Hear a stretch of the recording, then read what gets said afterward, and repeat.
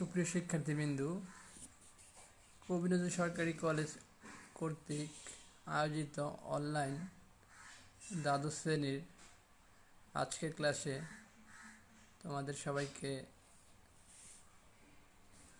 শুভকামনা জানিয়ে আজকের ক্লাস বা আজকের আমাদের যে নির্ধারিত ক্লাস তার আলোচনা শুরু করতেছি। আজকে আমরা ব্যবসা সংগঠন ও ব্যবস্থাপনা এর দ্বিতীয় পত্র ব্যবস্থাপনা এর অষ্টম অধ্যায় এর যোগাযোগ বিষয় নিয়ে আলোচনা করব। আমরা ব্যবস্থাপনা দ্বিতীয় পত্র এর অষ্টম অধ্যায় আমাদের যে যোগাযোগ অধ্যায়টা আছে সেটি নিয়ে আজকে আমরা আলোচনা করব। ইতিপূর্বে আমরা এগুলো আমাদের যখন ক্লাস চলছিল তখন এগুলো আমরা একবার পড়েছিলাম। আজকে আবার একটু আমরা রিভাইজ করব। তো আমাদের অষ্টম অধ্যায় যোগাযোগ, যে বিষয় নিয়ে আলোচনা করবো, তোমাদের যদি বুঝতে অসুবিধা হয় অথবা শুনতে সমস্যা হয় অথবা দেখতে সমস্যা হয় তাহলে তোমরা কমেন্টে উল্লেখ করবে, তাহলে আমরা বুঝতে পারবো যে কার কোথায় সমস্যা রয়েছে কি না।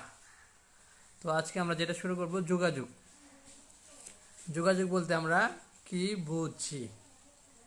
সাধারণত যোগাযোগ বলতে আমরা বুঝি দুই বা ততোধিক ব্যক্তির মধ্যে তথ্য বা ভাবের আদান প্রদানকে আমরা যোগাযোগ বলতে পারি। যোগাযোগ বলতে আমরা কি বুঝি? দুই বা ততোধিক ব্যক্তির মধ্যে তথ্য বা ভাবের বিনিময়কে যোগাযোগ বলা হয়। এই যে আমি যে তোমাদের সাথে এখন লাইভ ক্লাস নিচ্ছি, এখানেও কি এক ধরনের যোগাযোগ স্থাপিত হবে। কিভাবে স্থাপিত হবে? এই যে আমার কথাগুলো তোমরা শুনতেছ, শোনার পর যদি তোমরা বুঝতে না পারো তাহলে তোমরা কি করবে? কমেন্টে রিপ্লাই করবে যে স্যার শোনা যাচ্ছে না, স্যার বুঝতে অসুবিধা হচ্ছে। তাহলে এখন যে আমি লাইভ ক্লাস নিচ্ছি তোমাদের সাথে, এটাও এক প্রকার যোগাযোগ। এটা হচ্ছে আমাদের মৌখিক যোগাযোগ। তাহলে আমরা যোগাযোগ বলতে কি বুঝবো? দুই বা ততোধিক ব্যক্তির মধ্যে তথ্যের বা ভাবের আদান প্রদানকে বলা হবে যোগাযোগ। দুই বা ততোধিক ব্যক্তির মধ্যে তথ্যের বা ভাবের আদান প্রদানকে বলা হবে যোগাযোগ। তাহলে যোগাযোগ প্রক্রিয়া হতে হলে কি? দুইয়ের অধিক ব্যক্তি অথবা দুই বা তার অধিক ব্যক্তি প্রয়োজন। একজনে কখনো যোগাযোগ সম্পন্ন হবে না। আমরা একটু বিস্তারিত যদি বলি, যোগাযোগ বলতে আমরা কি বুঝি, তাহলে হবে দুই বা ততোধিক। ওয়ালাইকুম আসসালাম। তোমাদের কারো বুঝতে অসুবিধা হলে তোমরা কমেন্ট করো। তাহলে আমরা যোগাযোগ বলতে বুঝবো দুই বা ততোধিক ব্যক্তির মধ্যে তথ্য বা ভাবের আদান প্রদানকে যোগাযোগ বলা হবে। যদি উদাহরণ দিই, তাহলে তোমাদের সাথে আজকে আমরা যারা লাইভ ক্লাসে আছি তাদের সাথে আমার একটা যোগাযোগ হচ্ছে। কিভাবে হচ্ছে? আমি যে লাইভ ক্লাসে লেকচার দিচ্ছি সেগুলো তোমরা শুনতেছো, শোনার পর যদি তোমাদের বুঝতে বা শুনতে অসুবিধা তাহলে তোমরা কমেন্টে কি করবা? রিপ্লাই দিবা। এই কমেন্টে রিপ্লাই দেওয়ার ফলে কি হবে? তোমাদের সাথে আমার একটা যোগাযোগ প্রক্রিয়া সম্পূর্ণ হবে। তাহলে যোগাযোগ বলতে আমরা কি বুঝি? দুই বা ততোধিক ব্যক্তি বা দলের মধ্যে, দুই বা ততোধিক ব্যক্তি বা দলের মধ্যে তার অনুভূতি, তথ্য ও মতামতের বিনিময়ের প্রক্রিয়াই হলো যোগাযোগ। তাহলে আমরা ছোটভাবে যদি বলি যোগাযোগ কি, তাহলে আমরা বলবো দুই বা ততোধিক ব্যক্তি বা দলের মধ্যে তার অনুভূতি, তথ্য ও মতামত বিনিময়ের প্রক্রিয়াই হলো যোগাযোগ। এটা হলো আমাদের যোগাযোগ। তাহলে যোগাযোগ হলে কি? দুই বা ততোধিক ব্যক্তি বা দল প্রয়োজন হবে, তাদের মধ্যে কোনো কিছু বিনিময় হবে, তাদের মধ্যে কোনো তথ্য বা ভাব বা অন্য কিছু বিনিময় হবে। তাহলে আমরা যোগাযোগ প্রক্রিয়া দেখতে পাচ্ছি যে এখানে একজন থাকবে প্রেরক, আরেকজন থাকবে প্রাপক। একজন কিছু রিপ্লাই করবে, আরেকজন সেটা শুনে তার আবার কি প্রত্যুত্তর দিবে। একজনের কাছ থেকে তথ্যটা যাবে, আরেকজন সেটা গ্রহণ করার পর সে আবার কি করবে? রিপ্লাই করবে। তাহলে এটাই হচ্ছে যোগাযোগ প্রক্রিয়া। আমরা এখানে একটু যোগাযোগ প্রক্রিয়া দেখবো, তোমরা একটু দেখো বুঝতে পারো নাকি। আমি লেখার মধ্যে দিচ্ছি, যদি না বোঝা যায় তাহলে তোমরা বলবা।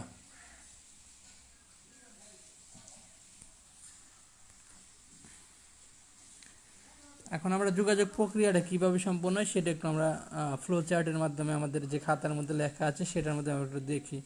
আমাদের যোগাযোগ প্রক্রিয়াটা কিভাবে সম্পন্ন হয়। প্রথমে প্রেরক, যে কোনো যোগাযোগের একবার সর্বপ্রথম যে ব্যক্তি বা যিনি থাকবে তাকে বলা হবে প্রেরক, যার মাধ্যমে তথ্যটা বা প্রেরণ করা হবে, যার মাধ্যমে কোনো তথ্য প্রেরণ করা হবে সেই হবে প্রেরক। প্রেরক কি করে? তথ্যটা কি করে? যা কিছু প্রেরণ করবে সে তাকে বলা হবে যা বিষয়বস্তু, যে বিষয়বস্তু প্রেরণ করা হবে তাকে বলা হবে তথ্য। প্রেরক কী করে? তথ্য আগে তথ্য বাছাই করে, বা কি আমি প্রেরণ করব, বা আমি কার সাথে যোগাযোগ করব, কোন বিষয়বস্তু নিয়ে যোগাযোগ করব। প্রেরক যে বিষয়বস্তু নিয়ে যোগাযোগ করবে তাকে বলা হবে তথ্য। আর এনকোডিং বলতে আমরা বুঝবো যে তথ্যকে প্রাপক বরাবর পাঠানোর জন্য তথ্যকে সুন্দরভাবে সাজিয়ে উপস্থাপন করাকে বলা হবে এনকোডিং।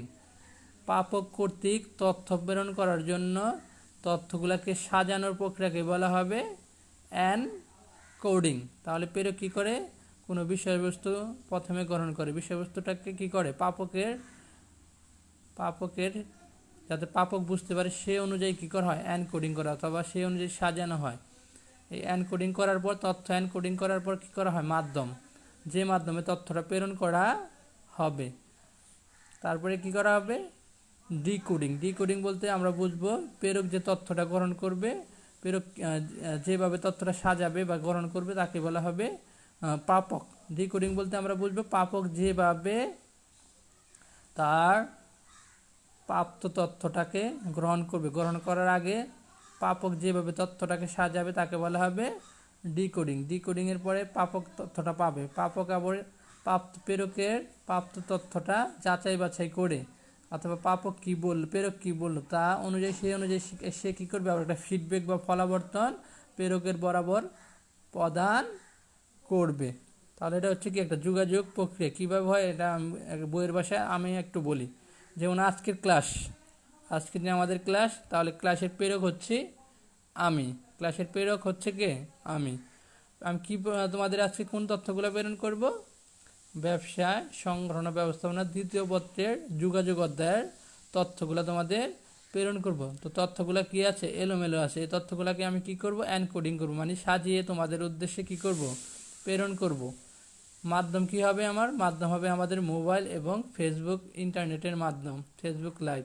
তাহলে আমাদের মাধ্যম হবে মোবাইল ফোন বা ইন্টারনেটের মাধ্যম। আর ডিকোডিং হবে কি? আমার যে তথ্যটা তোমরা পাচ্ছ সেটা তোমরা কিভাবে গ্রহণ করতেছো, প্রাপ্ত তথ্যটা কিভাবে গ্রহণ করতেছো, সেটাই হচ্ছে ডিকোডিং। আমি যেভাবে বলতেছি তোমরা কি সেইভাবে গ্রহণ করতেছো, নাকি অন্য কোনোভাবে তোমাদের সহজভাবে যেভাবে গ্রহণ করা যায় সেভাবে গ্রহণ করতেছো, সেটাকে বলা হবে ডিকোডিং করে তোমরা কীভাবে আমার লেকচারগুলো তোমরা শুনতে পারবা। শুনতে পারার পর যদি তোমাদের কোনো সমস্যা থাকে, অথবা তোমাদের যদি ভালো লাগে, তাহলে তোমরা আবার কী করবে? ফলাবর্তন করবে, মানে ফিডব্যাক প্রদান করবে যে স্যার আজকের ক্লাসটা ভালো হয়েছে, অথবা আজকের ক্লাসটা খারাপ হইতেছে, স্যার শুনতে পারতেছি না, স্যার অমুক সমস্যা তমুক সমস্যা।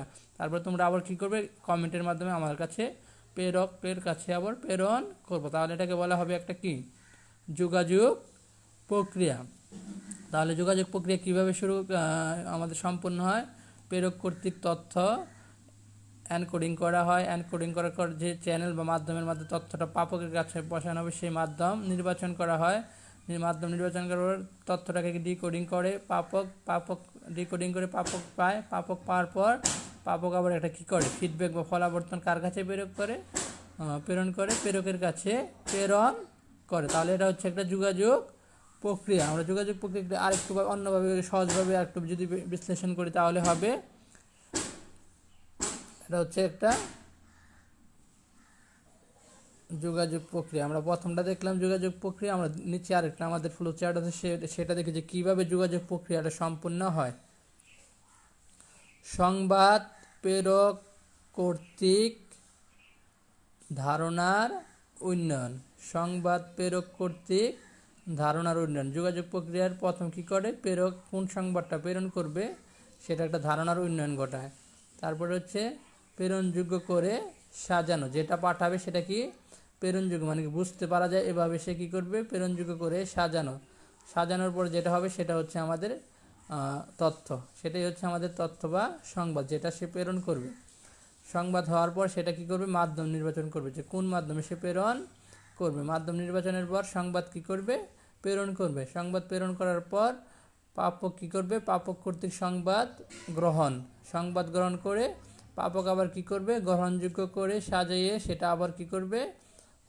গ্রহণযোগ্য করে সাজানোর পর সে যেটা বুঝলো, যোগাযোগ প্রক্রিয়া যেটা বুঝলো সেটা আবার কী করবে? ফলাবর্তন করে আবার প্রেরকের কাছে প্রদান করবে। এখন আমি যে উদাহরণ দিই, মনে করো তোমরা দ্বাদশ শ্রেণীর ছাত্রছাত্রীবৃন্দু আমাদের প্রিন্সিপাল স্যারের কাছে তোমাদের কোনো প্রাপ্য অথবা তোমাদের কোনো অভিযোগ প্রেরণ করবা, তাহলে সেটা কিভাবে হবে? আমাদের প্রিন্সিপাল স্যারের কাছে তোমরা কোনো অভিযোগ বা অধ্যক্ষ মহোদয়ের কাছে তোমরা কোনো অভিযোগ প্রেরণ করবে, তাহলে সেটা কিভাবে তোমাদের যোগাযোগ প্রক্রিয়াটা সম্পন্ন হবে, তোমাদের সাথে আমাদের প্রিন্সিপাল স্যারের সাথে কিভাবে যোগাযোগ সম্পন্ন হবে সেটা আমি একটু উদাহরণের মাধ্যমে বুঝিয়ে দিচ্ছি। তাহলে সংবাদ প্রেরক কর্তৃক ধারণার উন্নয়ন, তোমাদের যে অভিযোগটা সেটা কি করবা তোমরা, কোন অভিযোগটা, সেটা তোমাদের একটা ধারণার উন্নয়ন হবে যে আমাদের ক্লাস ঠিক মতো হচ্ছে কিনা। সে ধরে আমি যদি ধরি যে তোমাদের ক্লাস ঠিক মতো হচ্ছে কিনা, সেরকম তোমরা একটা অভিযোগ প্রিন্সিপাল স্যারের কাছে প্রেরণ করবে, অধ্যক্ষ মহোদয়ের কাছে প্রেরণ করবে। তাহলে তোমাদের কি ধারণার উন্নয়ন হলো যে অভিযোগ। তাহলে সংবাদ প্রেরক কর্তৃক, তাহলে তোমাদের কর্তৃক ধারণার উন্নয়ন অভিযোগ, তোমাদের অভিযোগ হচ্ছে ক্লাস ঠিক মতো হচ্ছে কিনা সেই আমি ধরে নিলাম। প্রেরণযোগ্য করে সাজানো, তোমাদের যে অভিযোগটা সেটা প্রিন্সিপাল স্যারকে অধ্যক্ষ মহোদয়ের কাছে প্রেরণ করার জন্য কি করতে হবে, সাজাতে হবে, সুন্দর করে সুন্দর ভাষায় সাবলীলভাবে সাজাতে হবে। সাজানোর পর যে তথ্যটা হলো সেটাই হলো আমাদের সংবাদ, সেটাই হলো আমাদের কি সংবাদ। এই সংবাদটা আমরা প্রিন্সিপাল স্যারের কাছে তোমাদের যে অভিযোগটা কীভাবে মাধ্যম নির্বাচন করতে হবে, যে কোন মাধ্যমে তোমরা প্রেরণ করবা। তোমরা হয়তো কোনো কমিটির মাধ্যমে অথবা প্রিন্সিপাল স্যারের কাছে তোমরা সরাসরি সেটা পৌঁছে দিয়ে প্রেরণ করতে পারো। তাহলে তোমাদের মাধ্যম হবে কি, সরাসরি প্রিন্সিপাল স্যার অথবা কোনো কমিটির মাধ্যমে অথবা অন্য কোনো মাধ্যমে তোমাদের মাধ্যম নির্বাচন করতে হবে। মাধ্যম নির্বাচন করার পরে সেই সংবাদটা কি করতে হবে, সংবাদ প্রেরণ করলাম। মাধ্যম নির্বাচন করবো কার মাধ্যমে, কোনো কমিটির মাধ্যমে সংবাদটা দিলাম, কমিটির কাছে সংবাদটা প্রেরণ করলাম। প্রেরণ করার পর কি করলো, প্রাপক কর্তৃক সংবাদ গ্রহণ, অধ্যক্ষ মহোদয় তোমাদের অভিযোগটা গ্রহণ করলো। অধ্যক্ষ মহোদয় অভিযোগটা গ্রহণ করে কি করলো, সে আবার একটা গ্রহণযোগ্য করে সাজানো, গ্রহণযোগ্য করে তোমাদের যে এটা সেটা আবার প্রিন্সিপাল স্যার তার নিজের মতো করে গ্রহণযোগ্য করে সাজাবে। সাজানোর পর আবার কি করবে, অভিযোগের ব্যাপারে একটা তোমাদের ফিডব্যাক বা ফলাবর্তন প্রদান করবে। এই ফলাবর্তন কি আবার তোমাদের কাছে অটোমেটিক চলে আসবে। প্রাপক কর্তৃক যে প্রিন্সিপাল স্যারের কাছে যে তোমরা অভিযোগটা দিয়েছিলে, সেই অভিযোগটা আবার কি করবে, প্রিন্সিপাল স্যার তার নিজের মতো করে একটা অ্যান্সার লিখে তোমাদের কাছে আবার কি করবে, প্রেরণ করবে। অথবা তোমাদের অভিযোগটা স্যার বলবে যে আমি এক সপ্তাহের মধ্যে তোমাদের অভিযোগগুলো সমাধান করে দেবে। এই যে স্যার বললো যে এক সপ্তাহের মধ্যে অভিযোগ সমাধান করতে দেবো, এটাই হচ্ছে কি ফিডব্যাক বা ফলাবর্তন। তাহলে তোমাদের যোগাযোগ প্রক্রিয়াটা কিভাবে সম্পন্ন হয় সেটা একটা ধারণা তোমরা ইতিমধ্যে পেয়েছ। তাহলে আজকে আমরা কি পড়লাম, যোগাযোগ প্রক্রিয়া কিভাবে সম্পন্ন হয়। তাহলে যোগাযোগ প্রক্রিয়া কিভাবে সম্পন্ন হয় আমরা সেটা যদি বইয়ের ভাষায় বলি, প্রথমে কি করবে, প্রেরক কর্তৃক তথ্যটাকে কি করা হবে, প্রেরক কর্তৃক এনকোডিং করা হবে। এনকোডিং করার পর মাধ্যম নির্বাচন করা হবে। মাধ্যম নির্বাচন করার পর প্রাপক তার যে তথ্যটা পাবে সেটা কি করবে, একটু ডিকোডিং করবে। ডিকোডিং করার পর প্রাপক তার তথ্যটা সাজিয়ে গুছিয়ে আবার কি করবে, প্রেরকের উদ্দেশ্যে ফিডব্যাক বা ফলাবর্তন প্রদান করবে। আমরা যদি আর অন্য একটা উদাহরণ দিই, যেমন তোমাদের পরীক্ষা হচ্ছে, তোমাদের অনলাইনে পরীক্ষা হচ্ছে, তো অনলাইনে যে পরীক্ষার প্রশ্নগুলো তোমরা কী পেয়ে থাকো, আমাদের কলেজের ফেসবুক যে আমাদের পেজটা আছে তার মাধ্যমে পেয়ে থাকো। তাহলে তোমাদের সাথে আমাদের কি যে যোগাযোগ, ফেসবুকের মাধ্যমে যে পরীক্ষার প্রশ্নের যোগাযোগ হয় সেটা আমি একটা উদাহরণ দিয়ে এই আমাদের এই যোগাযোগ প্রক্রিয়ার সাহায্যে প্রেরণ করতেছি। দেখো কিভাবে, সংবাদ প্রেরক কর্তৃক ধারণার উন্নয়ন কি, তোমাদের কাছে আমরা আমাদের ফেসবুক পেজে তোমাদের প্রশ্নগুলো আপলোড করে দেব। তাহলে আমাদের ধারণা হচ্ছে কি, প্রশ্নগুলো প্রেরণযোগ্য করে সাজানো, প্রশ্নগুলো আমাদের কত মার্কের পরীক্ষা হবে, কিভাবে কোন প্রশ্ন আগে হবে, কোন প্রশ্ন অধ্যায় ভিত্তিক পরে হবে, সেভাবে সাজানোর পর এই সংবাদটা হবে আমাদের প্রশ্ন। আমাদের ফাইনাল যে প্রশ্নটা হলো সেটাই হলো আমাদের সংবাদ। মাধ্যম নির্বাচন, কোন মাধ্যমে তোমাদের কাছে এই যোগাযোগ আমাদের প্রশ্নটা পাঠাবো, অবশ্যই মোবাইলের মাধ্যমে, ইন্টারনেটের সাহায্যে ফেসবুক পেজে পাঠানোর পর আমরা সংবাদটা কি করব, আমাদের ফেসবুক পেজে আপলোড করব। সংবাদ প্রেরণ আপলোড করার পর তোমরা কি পাবা সেটা দেখতে পারবে। প্রাপক কর্তৃক সংবাদ গ্রহণ, প্রাপক কর্তৃক সংবাদ গ্রহণ। তাহলে তোমরা কি করবা, সংবাদটা গ্রহণ করবে, প্রশ্নটা গ্রহণ করবে। প্রশ্নটা গ্রহণ করে তোমরা কিভাবে প্রশ্নটা পড়তেছো সেটাই হচ্ছে কি গ্রহণযোগ্য করে সাজানো, তোমাদের মতো করে তোমরা সেইটা গ্রহণযোগ্য করে সাজানোর পরে তোমরা যে প্রশ্নটা পেলা সেই প্রশ্ন থেকে তোমরা তোমাদের যে প্রশ্নগুলো সহজ বা ভালো পারো তোমরা সেটাকে অ্যান্সার করে তোমরা আবার কি করে সেগুলো ছবি তুলে ইমেলের মাধ্যমে আবার আমাদের কাছে প্রেরণ করবা। আবার কি করবা, কলেজের সেই যে ইমেল আছে, যে প্রশ্নের ইমেল আইডি সেটা তার কাছে প্রেরণ করবা। তাহলে এই যে আমাদের যে পরীক্ষাটা হয় সেটাও আমাদের একটা কি যোগাযোগ প্রক্রিয়া সম্পূর্ণ হচ্ছে, অর্থাৎ যে কোনো যোগাযোগই হোক না কেন এই প্রক্রিয়াই সম্পূর্ণ হয়ে থাকে। এই যোগাযোগ প্রক্রিয়া নিয়ে যদি কারো কোনো সমস্যা থাকে তাহলে তোমরা কমেন্টে উল্লেখ করতে পারো যে স্যার এটা বুঝি নাই অথবা এই পয়েন্টটা বুঝি নাই, আর একটু বুঝাই দিন, তাহলেই আমি বুঝতে পারবো। তাহলে এই যোগাযোগ প্রক্রিয়া নিয়ে যদি কারো কোনো সমস্যা থাকে তোমরা কমেন্টে উল্লেখ করো। এরপরে যে আমরা টপিকটা আলোচনা করবো সেটা হচ্ছে যোগাযোগের যোগাযোগ পদ্ধতির প্রকারভেদ। আচ্ছা, কোন পদ্ধতিতে অথবা কী পদ্ধতিতে যোগাযোগ করা যায় সেটা নিয়ে একটু আলোচনা করবো। এটা হচ্ছে ব্যবসায় যোগাযোগের পদ্ধতির প্রকারভেদ। এটা হচ্ছে আমাদের ব্যবসায় যোগাযোগের পদ্ধতির প্রকারভেদ। আমরা যে পদ্ধতিতে যোগাযোগ করে থাকি সেটাই হচ্ছে যোগাযোগের পদ্ধতি। তাহলে এটা কিন্তু আমাদের ব্যবসায় যোগাযোগের পদ্ধতির প্রকারভেদ। এটা হবে আমাদের কোন পদ্ধতিতে আমরা যোগাযোগ করতে পারি। সাধারণত আমরা যোগাযোগ দুই ভাগে করতে পারি, একটা হচ্ছে শাব্দিক যোগাযোগ আর একটা হচ্ছে শব্দ বহির্ভূত যোগাযোগ। সাধারণত যোগাযোগ দুইভাবে করা যায়। যোগাযোগের পদ্ধতির প্রকারভেদ সাধারণত দুই প্রকার। যোগাযোগ পদ্ধতির প্রকারভেদ দুই প্রকার, একটা হচ্ছে শাব্দিক যোগাযোগ আর একটা হচ্ছে শব্দ বহির্ভূত যোগাযোগ। শাব্দিক যোগাযোগ বলতে আমরা বুঝি শব্দ বা লেখার মাধ্যমে যে যোগাযোগ করা তাকে শাব্দিক যোগাযোগ বলে। শব্দ বা লেখার মাধ্যমে যে যোগাযোগ করা হয় তাকে বলা হবে শাব্দিক যোগাযোগ। তাহলে আমরা যোগাযোগের পদ্ধতির প্রকারভেদ কয় প্রকার? যোগাযোগের পদ্ধতির প্রকারভেদ হচ্ছে দুই প্রকার, একটা হচ্ছে শাব্দিক যোগাযোগ আর একটা হচ্ছে শব্দ বহির্ভূত যোগাযোগ। শাব্দিক যোগাযোগ কাকে বলে? যে যোগাযোগ শব্দ বা লিখিত আকারে করা হয় তাকে বলা হবে, যে যোগাযোগ শব্দ বা চিঠি বা অন্য কোনো লেখার মাধ্যমে যোগাযোগ করা হয় তাকে বলা হবে শাব্দিক যোগাযোগ।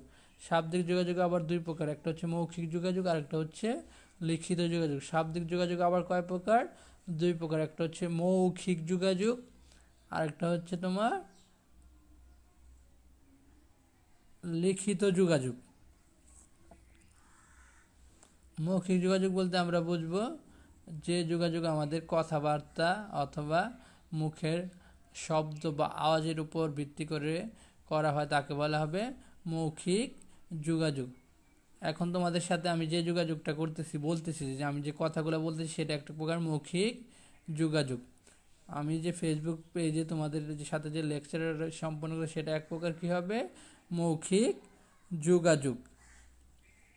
লিখিত যোগাযোগ, যে যোগাযোগ কোনো শব্দ অথবা বর্ণ অথবা অন্য কোনো প্রকারের লিখিত মাধ্যমে সম্পন্ন হয় তাকে বলা হবে লিখিত যোগাযোগ। এই যে আমি যে তোমাদের কাছে যোগাযোগের পদ্ধতির প্রকারভেদটা আমাদের যে পেজে লেখা আছে, এই লেখার মাধ্যমে তোমরা যে বুঝতেছো সেটাই এক প্রকার লিখিত যোগাযোগ। কোনো লেখা বা চিঠি বা অন্য কোনো মাধ্যমে যে সম্পন্ন হয় তাকে বলা হবে লিখিত যোগাযোগ। তাহলে শাব্দিক যোগাযোগ কয় প্রকার? দুই প্রকার। মৌখিক যোগাযোগ যেটা মুখের মাধ্যমে অথবা শব্দ বা বর্ণ বা ধ্বনির মাধ্যমে সম্পন্ন তাকে বলা হবে মৌখিক যোগাযোগ। আর এটা হচ্ছে লিখিত যোগাযোগ, যে যুগ লেখার মাধ্যমে বা চিঠিপত্রের মাধ্যমে সম্পন্ন হবে তাকে বলা হবে লিখিত যোগাযোগ।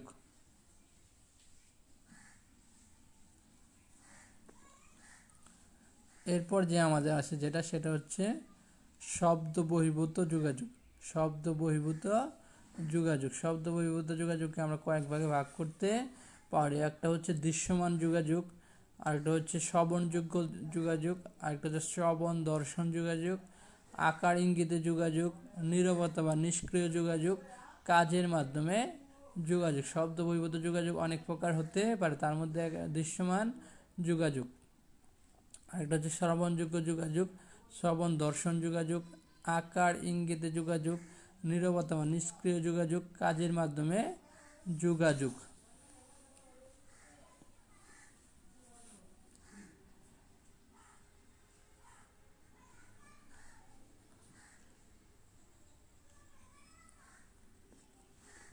দৃশ্যমান যোগাযোগ বলতে আমরা বুঝে থাকবো যে আমরা যখন কোনো ছবি বা চিত্রকর্ম দেখি, সেই ছবি চিত্রকর্ম দেখে আমরা অনেক কিছু ভাবতে পারি বা অনেক কিছু ভেবে থাকি। তো এই ছবি বা চিত্রকর্ম দেখার ফলে আমাদের যে একটা যোগাযোগ সম্পন্ন, তাকে আমরা বলতে পারি দৃশ্যমান শ্রবণযোগ্য যোগাযোগ।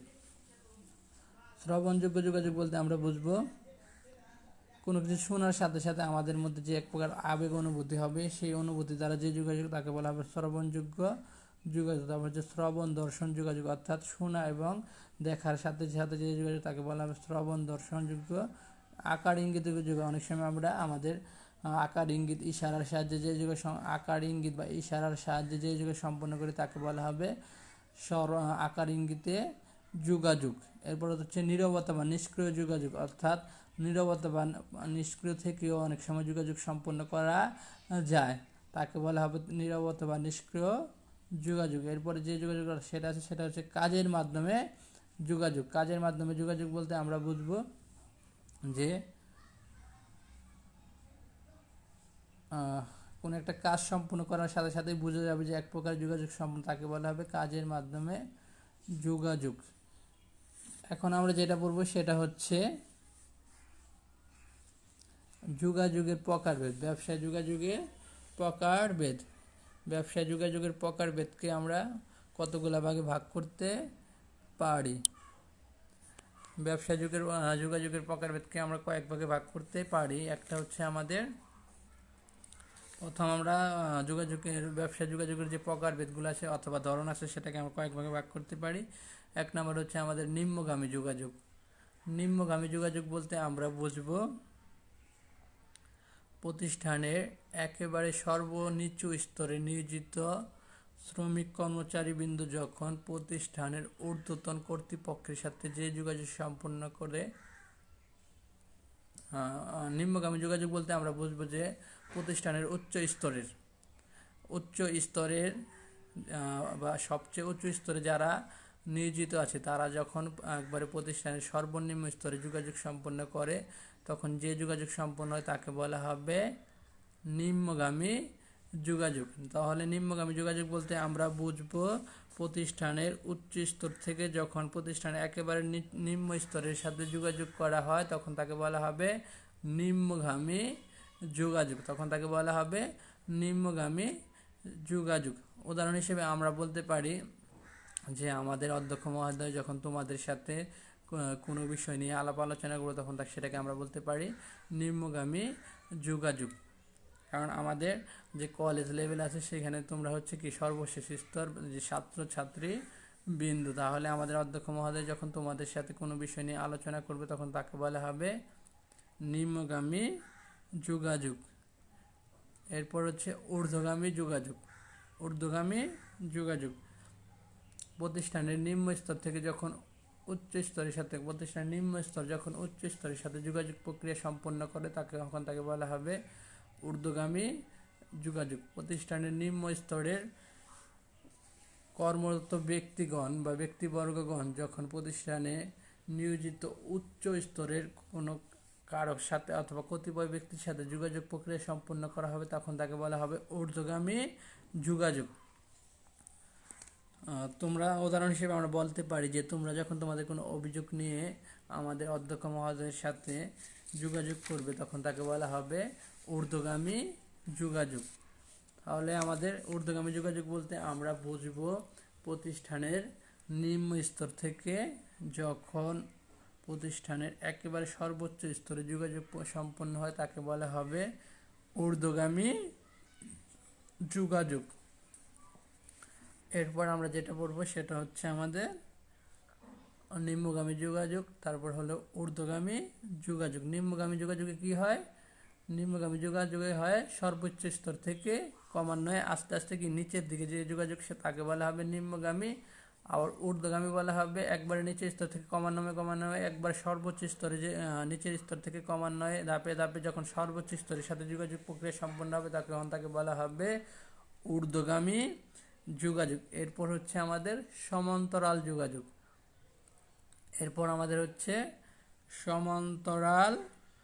যোগাযোগ। প্রতিষ্ঠানে নিয়োজিত বিভিন্ন বিভাগের মধ্যে সমকক্ষ বিভিন্ন বিভাগের মধ্যে যে যোগাযোগ প্রক্রিয়া সম্পন্ন হয় তাকে বলা হবে সমান্তরাল যোগাযোগ। অর্থাৎ প্রতিষ্ঠানে নিয়োজিত যে বিভিন্ন স্তর বিভিন্ন বিভাগ আছে, অর্থাৎ একই ধরনের বিভাগ, প্রতিষ্ঠানে নিয়োজিত একই ধরনের বিভাগ যখন একই ধরনের অন্য বিভাগের সাথে যোগাযোগ প্রক্রিয়া সম্পন্ন করে তখন তাকে বলা হবে সমান্তরাল যোগাযোগ। অর্থাৎ একই ধরনের বিভাগ ঠিক একই রকম প্রতিষ্ঠানের সমকক্ষ যে অন্য বিভাগ আছে তাদের সাথে যোগাযোগ প্রক্রিয়া সম্পন্ন করে তখন তাকে বলা হবে সমান্তরাল যোগাযোগ। উদাহরণ হিসেবে আমরা যদি বলি আমাদের কলেজের ব্যবস্থাপনা বিভাগ, আমাদের কলেজের ব্যবস্থাপনা বিভাগ যখন অ্যাকাউন্টিং বা হিসাব বিজ্ঞান বিভাগের সাথে যোগাযোগ প্রক্রিয়া সম্পন্ন করবে তখন তাকে বলা হবে সমান্তরাল যোগাযোগ। কারণ ব্যবস্থাপনা এবং হিসাব বিজ্ঞান উভয়ই হচ্ছে একটা ব্যবসা শিক্ষা বিভাগের শাখা, মানে তাদের কাজকর্ম প্রায় একই। এই জন্য তখন যখন ব্যবস্থাপনা বিভাগ হিসাব বিজ্ঞান বিভাগের সাথে যোগাযোগ প্রক্রিয়া সম্পন্ন করবে তখন তাকে বলা হবে সমান্তরাল যোগাযোগ। তাহলে আমরা সমান্তরাল যোগাযোগ বলতে আমরা বুঝবো প্রতিষ্ঠানে নিয়োজিত বিভিন্ন বিভাগের সমকক্ষ বিভিন্ন বিভাগের মধ্যে প্রতিষ্ঠানে নিয়োজিত সমকক্ষ বা সমগোত্রীয় বিভিন্ন বিভাগের মধ্যে যখন কোনো যোগাযোগ প্রক্রিয়া সম্পন্ন হবে তখন তাকে বলা হবে সমান্তরাল যোগাযোগ। উদাহরণ হিসেবে আমরা আরও বলতে পারি, তোমরা যারা দ্বাদশ শ্রেণীতে পড়তেছো তোমাদের কবি নজরুল কলেজে দ্বাদশ শ্রেণীর 3টি শাখা, ব্যবসায় শিক্ষা বিভাগের 3টি শাখা রয়েছে, এ, বি এবং সি।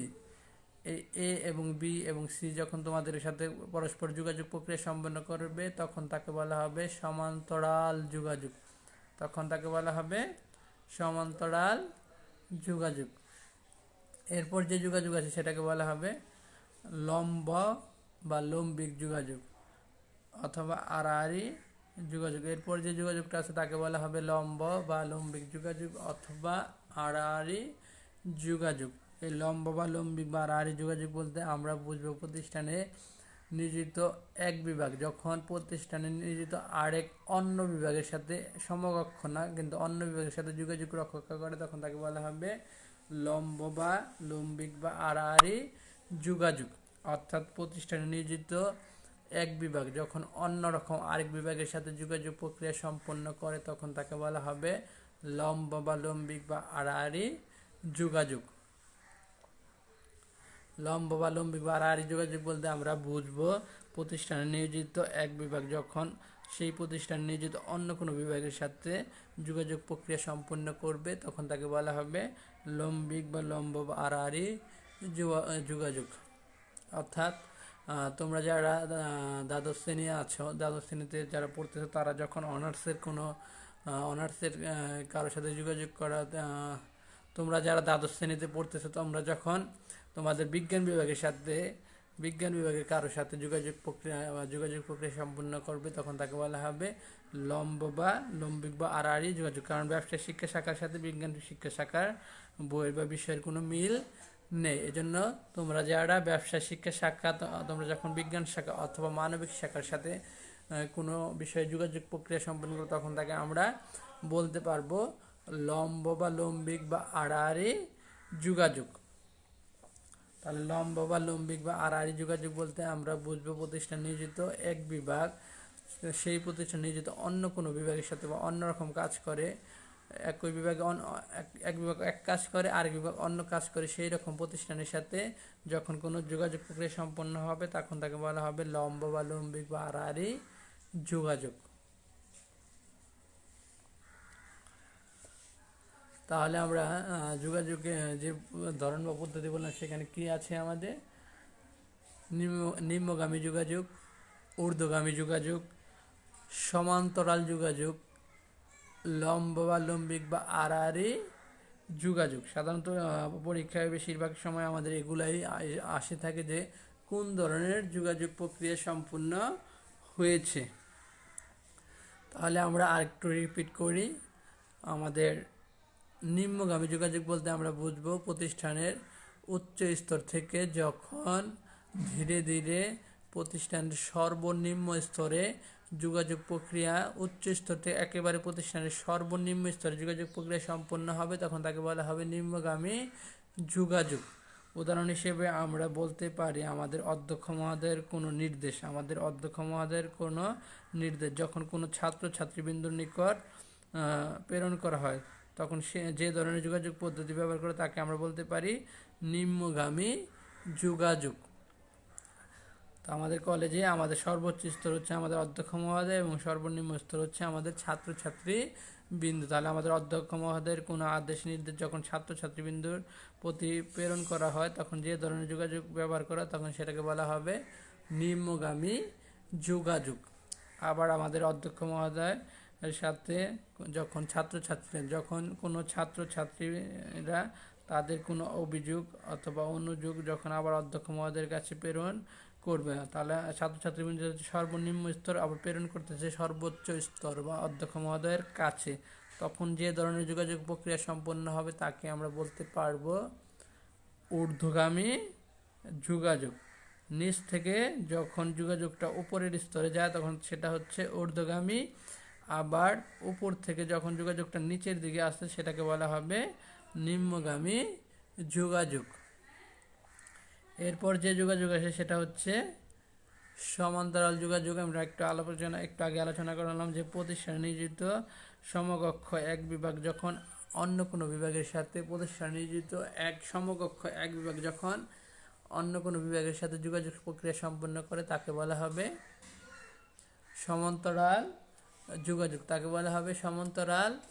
যোগাযোগ। তাহলে প্রতিষ্ঠানের নিয়োজিত সমকক্ষ এক বিভাগ যখন অন্য কোনো বিভাগের সাথে যোগাযোগ প্রক্রিয়া সম্পন্ন করবে তখন তাকে বলা হবে সমান্তরাল যোগাযোগ। উদাহরণ হিসেবে আমরা বলেছিলাম যে আমাদের দ্বাদশ শ্রেণীর এ সেকশনের স্টুডেন্টরা ছাত্রছাত্রীবৃন্দ যখন বি সেকশনের সাথে যোগাযোগ করবে তখন যে ধরনের যোগাযোগ প্রক্রিয়া সম্পন্ন হবে তখন তাকে বলা হবে সমান্তরাল যোগাযোগ। আবার যদি বলি যে আমাদের কলেজের ব্যবস্থাপনা বিভাগ যখন অ্যাকাউন্টিং বিভাগের সাথে যোগাযোগ প্রক্রিয়া সম্পন্ন করবে তখন তাকে বলা হবে সমান্তরাল যোগাযোগ। আবার যদি বলি যে আমাদের কলেজের পদার্থ বিজ্ঞান বিভাগ যখন রসায়ন বিভাগের সাথে যোগাযোগ রক্ষা করবে তখন তাকে আমরা বলতে পারবো সমান্তরাল যোগাযোগ। এরপর আমাদের যে যোগাযোগ আছে সেটা হচ্ছে লম্বিক বা আড়াআড়ি যোগাযোগ বলতে বুঝবো আমরা প্রতিষ্ঠানের এক বিভাগ যখন সেই প্রতিষ্ঠানের অন্য কোনো বিভাগের সাথে যোগাযোগ রক্ষা করবে তখন তাকে বলা হবে লম্বিক বা আড়াআড়ি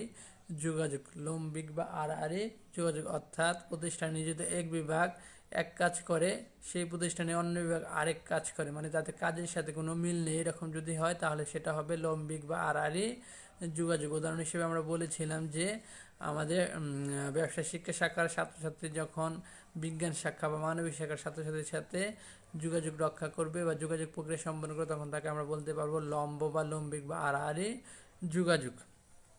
এরপর আমাদের যে যোগাযোগ আছে সেটা হচ্ছে অভ্যন্তরীণ যোগাযোগ, আবার আরেকটা আছে বাহ্যিক যোগাযোগ।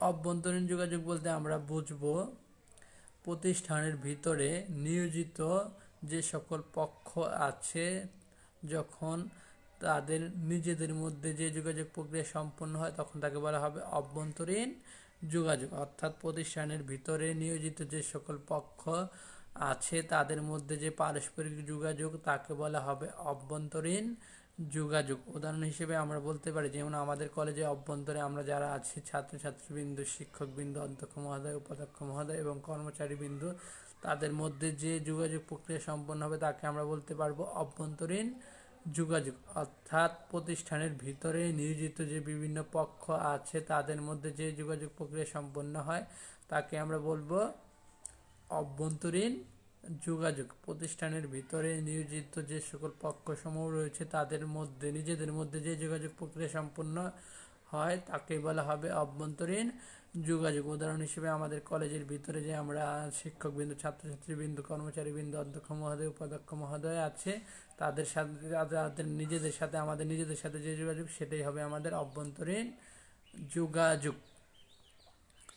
এরপর আমাদের যে যোগাযোগ আছে সেটা আরেকটা যোগাযোগ, সেটা হচ্ছে বাহ্যিক যোগাযোগ। অর্থাৎ প্রতিষ্ঠানের যে প্রতিষ্ঠান তার বাইরের অন্য কোনো পক্ষের সাথে যখন যে যোগাযোগ তাকে বলা হবে বাহ্যিক যোগাযোগ। অর্থাৎ প্রতিষ্ঠানের বাইরের কারোর সাথে যখন কোনো প্রকার যোগাযোগ প্রক্রিয়া সম্পন্ন হয় তাকে বলা হবে বাহ্যিক যোগাযোগ উদাহরণ হিসেবে আমরা বলতে পারি আমাদের কবি নজরুল সরকারি কলেজের সাথে যখন আমাদের ঢাকা শিক্ষা বোর্ডের কোনো যোগাযোগ প্রক্রিয়া সম্পন্ন হয় তাকে বলা হবে বাহ্যিক যোগাযোগ। তাহলে আমরা বলতে পারি যে আমাদের কলেজের বাইরের সাথে যখন কোনো কারোর সাথে আমাদের যোগাযোগ প্রক্রিয়া সম্পন্ন হয় তাকে বলা হবে বাহ্যিক যোগাযোগ। উদাহরণ হিসেবে আমরা বললাম যে আমাদের কলেজের সাথে যখন আমাদের ঢাকা শিক্ষা বোর্ড অথবা অন্য কোনো প্রতিষ্ঠানের সাথে যোগাযোগ হবে তখন সেটা হয়ে যাবে বাহ্যিক যোগাযোগ। তাহলে আমরা কি বললাম যোগাযোগের প্রকারভেদের মধ্যে? আমরা বললাম হচ্ছে নিম্নগামী যোগাযোগ, ঊর্ধ্বগামী যোগাযোগ, সমান্তরাল যোগাযোগ, লম্বিক বা আড়াআড়ি যোগাযোগ, অভ্যন্তরীণ যোগাযোগ, তারপর বললাম বাহ্যিক যোগাযোগ। এগুলোর মধ্যে তোমাদের যদি কোনো সমস্যা থাকে তাহলে তোমরা কমেন্টে লিখে দিলে ভালো হবে, তাহলে তোমরা আবার আমি পুনরায় সেগুলো রিপিট করব। তাহলে আজকে আমরা যা বললাম সেটা হচ্ছে যোগাযোগ কি, যোগাযোগ প্রক্রিয়া কিভাবে সম্পন্ন হয় অথবা যোগাযোগ প্রক্রিয়া যেভাবে সম্পন্ন তার মডেলটা আমরা আলোচনা করলাম। তারপর আলোচনা করলাম যোগাযোগ পদ্ধতির প্রকারভেদ। এরপর আমরা বললাম যোগাযোগের ধরন বা প্রকারভেদ। যোগাযোগের ধরন বা প্রকারভেদের মধ্যে আমরা এক বইয়ে এক রকম পেতে পারি, এর মধ্যে যে 6টা আলোচনা করলাম সেটাই হচ্ছে সবচেয়ে প্রধান। আমরা যোগাযোগের ধরন বা প্রকারভেদের মধ্যে আলোচনা করলাম নিম্নগামী যোগাযোগ, ঊর্ধ্বগামী যোগাযোগ, সমান্তরাল যোগাযোগ, লম্বিক বা আড়াআড়ি যোগাযোগ, বাহ্যিক যোগাযোগ, অভ্যন্তরীণ যোগাযোগ। আর আমরা যোগাযোগ পদ্ধতির প্রকারভেদের মধ্যে পড়লাম শাব্দিক যোগাযোগ, শব্দ বহির্ভূত যোগাযোগ। শাব্দিক যোগাযোগ আবার 2 প্রকার, লিখিত যোগাযোগ, মৌখিক যোগাযোগ। আর শব্দ বহির্ভূত যোগাযোগ অনেক প্রকার আছে, আকার ইঙ্গিতের মাধ্যমে, তারপরে কাজের মাধ্যমে, দৃশ্যমান যোগাযোগ, শ্রবণ দর্শন যোগাযোগ ইত্যাদি। তো আমাদের পরীক্ষায় যে প্রশ্নগুলো আছে সেগুলো বেশিরভাগই থাকে যে তাদের যে একটা উদ্দীপক দেওয়া থাকে, উদ্দীপকের মধ্যে থাকে যে দুই বা ততোধিক ব্যক্তি থাকে, তাদের মধ্যে যে যোগাযোগ সম্পন্ন হয় সেটা কোন ধরনের যোগাযোগ, এরকম প্রশ্নই আমাদের পরীক্ষার মধ্যে বেশি থাকে। আমি যদি একটু উদ্দীপকের উদাহরণ দিই যে কবি নজরুল সরকারি কলেজের কবি নজরুল সরকারি কলেজের দ্বাদশ শ্রেণীর শিক্ষার্থীবৃন্দু শিক্ষা সফরে কবি নজরুল সরকারি কলেজের দ্বাদশ শ্রেণীর শিক্ষার্থীবৃন্দু শিক্ষা সফরে গেল। সেই শিক্ষা সফরে তারা একটা কমিটির অধীনে বা তত্ত্বাবধানে সেখানে নানা রকম কাজ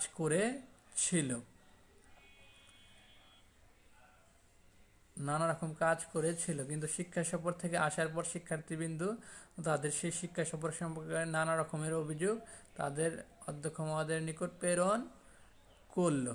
তো এরকম একটা উদ্দীপক যদি থাকতো আর আমি যদি বলতাম যে আলোচ্য উদ্দীপককে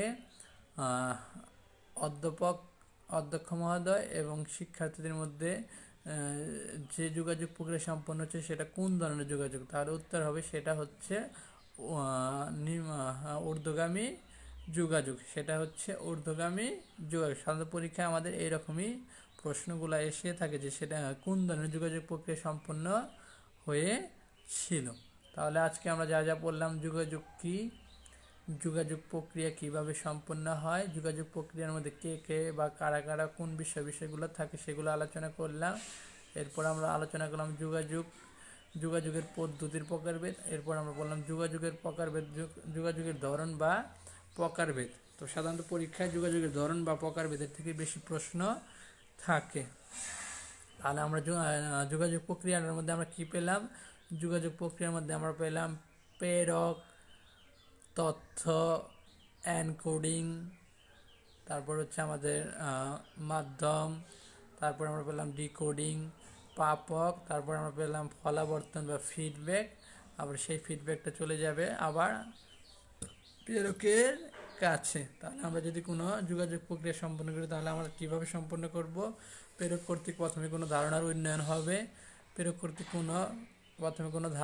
হবে, সেই ধারণাটা কি করবে? প্রেরণযোগ্য করে সাজাবে, প্রেরণযোগ্য করে সাজানোর পর যে তথ্য পাবো সেটাই হচ্ছে আমাদের তথ্য বা সংবাদ উপস্থাপন হওয়ার পর আমরা সেটা একটা মাধ্যম নির্বাচন করব, কোন মাধ্যমে সেটা আমরা পাঠাবো। মাধ্যম নির্বাচন করার পর প্রাপক আবার সেটা কি করবে? প্রাপক গ্রহণ করবে, প্রাপক আবার প্রেরকের উদ্দেশ্যে পাঠানোর জন্য সেটা প্রেরণযোগ্য করে সাজাবে, সাজানোর পর সেটা আবার কি করবে, প্রেরকের কাছে ফিডব্যাক আকারে প্রেরণ করবে। তাহলে এভাবেই যোগাযোগ প্রক্রিয়া সম্পন্ন হয়ে থাকে। তো আজকে আমরা যাই আলোচনা করলাম, তোমাদের মধ্যে যদি কোনো সমস্যা থাকে তাহলে তোমরা কমেন্টে অবশ্যই উল্লেখ করবে। যে কোনো সমস্যা তোমরা কমেন্টে উল্লেখ করবে আজকের বিষয়ের উপর, যদি কারো কোনো সমস্যা থেকে থাকে। আর আজকের মতো আমাদের ক্লাস শেষ পর্যায়ে চলে যাচ্ছে। সবাইকে ধন্যবাদ ক্লাসে থাকার জন্য। আর অবশ্যই সবাই সুস্থ থাকবে, ভালো থাকবে এবং পরিষ্কার পরিচ্ছন্নভাবে থাকবে, সেই কামনায় আজকের মতো বিদায়। সবাই সুস্থ থাকবে, ভালো থাকবে।